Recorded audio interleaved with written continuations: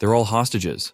Hello everyone, the amazing digital circus wants to seem like a kind and positive place that is like winning the lottery, but you and I know the real truth about this circus space. We have said many times that the digital circus is a horrible place where the characters who get there are held captive by one evil, toothy administrator. We've already told you many times about how they get here and why the digital circus is really like hell on earth.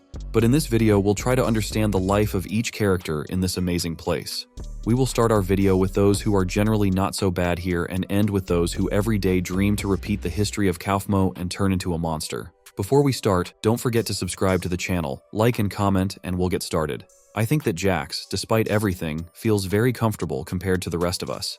If you look closely, you can see that he doesn't care about anything around him. Even when Kaufmo disappeared, Jax didn't worry for a second about the poor clown, and when they were together with Pomni and Ragatha, he didn't stay to help the defenseless girls, but was the first to run away so he wouldn't be affected. And then he didn't feel the slightest regret for Kaufmo, but continued his existence in the digital circus in his usual arrogant way. But why is Jax never worried and always so confident? It seems to me that it's not only about the character, but also about the fact that Jax is actually a traitor, and secretly observes everyone and secretly informs Kane about everything that happens. We can understand his sarcasm or arrogance, but his open mockery of the rest of the circus makes me wonder if my theory is correct. After all, it is unlikely that Kane would allow Jax to do such a thing without his consent. Since Kane wants to make all the residents suffer, he ordered Jax to bully and make the lives of others worse so that he would not be affected in any way. Kane may have even promised Jax freedom after a certain amount of time if he drives some characters to complete insanity. To summarize, the digital circus is really just a temporary diversion for Jax. In addition to Jax, Zubal is just as calm and indifferent to everything that is going on, but it's a lot more complicated than the rabbit situation. I have a little theory, which initially may seem like nonsense to you, but if you listen to it to the end, then with 99% you will agree with me. It's unlikely that Zubal is working with Kane unlike Jax, but I think it's Zubal who is causing all the trouble for the other characters in the circus. I'm pretty sure it was Zubal who drove Kaufmo crazy and made him turn into an abstracted monster. There are a few facts in favor of this. After Jax and Kinger saved her from Gloink's queen, she said that Kaufmo was still holding on for a long time, and when she finally returned to her final body, she said that she was sure that Kinger would be the next one who would abstraction.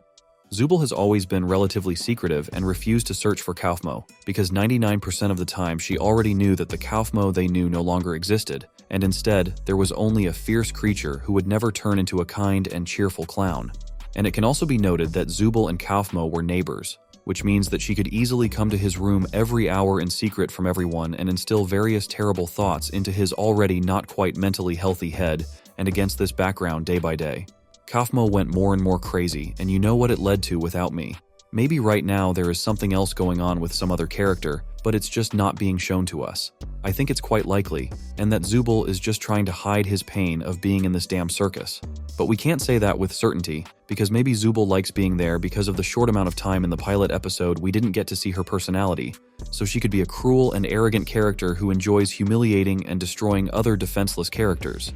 But no matter how Jax or Zubal try to hide their grief and sadness from life inside the digital circus, they still realize that it will probably last the rest of their lives, and just the thought of it drives them crazy, and the abuse and humiliation of others helps them to postpone the planned process of abstraction for a while.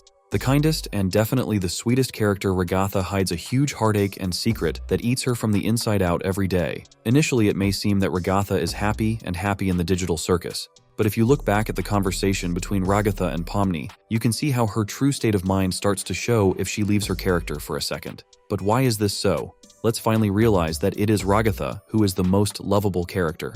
That's what I think, what many of you think, and what a villain disguised as a kind administrator thinks. You all know I'm talking about Kane. It seems to me that as soon as Ragatha entered the digital circus, Kane immediately fell in love with her but was rejected, which provoked him to treat Ragatha horribly. He constantly abused her, didn't let her sleep or eat, sent dummies to her to beat her, and ordered her to keep quiet about everything and pretend that she liked everything, and in case of any opposition, measures that would be much harsher than abstraction would be applied. This is probably still going on, and Ragatha is losing it all even now, because everyone knows that mental problems cause the most pain in the digital circus, while physical pain is not. But the sense of humiliation that Ragatha felt when she was being bullied was much more painful than if she had felt anything on a physical level. Kane also has her convince all the new characters that the digital circus is the most heavenly place in the world, and realizing that this is a complete lie, Every time she convinces someone Ragatha is in such a terrible state that she doesn't even want to imagine it. Crybaby, wuss, and many other things poor Gangle hears every day, and her life in the digital circus is not the sweetest either. In addition to constant abuse from Jax, Kane, as an administrator, has programmed Gangle so that her mood depends on her mask. Perhaps when Gangle first joined the digital circus, she was a cheerful girl, but when she was rude or disliked by Kane, he decided to reward her with just 2 masks. The mask of comedy makes Gangle smile, but its drawback is that it breaks too easily, while the mask of tragedy is too strong. But as soon as Gangle is left with just the tragedy mask, her condition immediately becomes terrible. Perhaps Kane can change the masks on her face at any time, and his favorite taunt is Gangle's sudden change of masks. Thus she can be both cheerful and very depressed several times in a minute. But as we see in the pilot episode, Gangle spends most of her time in a sad mask. But now imagine, you are the weakest and most defenseless girl who is being bullied not only by Kane, but also by Jax. You realize that they probably do it on purpose so that the next abstracted monster will be you, and on top of that, you are in a state of severe depression all the time. Do you think you could live one day in this mode? I would not be able to not go insane after a week of living like this while Gangle has been enduring it for years. And the cruelest fate is that of the craziest and strangest character of all, Kinger. We all saw him as strange as he was shown in the pilot episode, but few people thought about what made him so. He's been in the circus longer than anyone else, as Jax told us in one of the scenes in the pilot episode. There's a theory that he's been in the digital circus for about 20 years, and just imagine what they could have done with him during that time. Everyone remembers that picture on the door that looks a lot like our chess madman. A lot of people like me think it's his ex-wife who's been out of the circus for a long time. And there is 100% proof to back it up. Remember the secret trailer for Digital Circus, which is about 25 years old, judging by the quality of the footage, which means it's quite likely that Kinger and the so-called Queenie were some of the first residents of the amazing digital circus. Perhaps because of this, Kane only tried his mockumentaries and searched for the very boundary after which the characters remain in a normal state, but at the same time start to go crazy.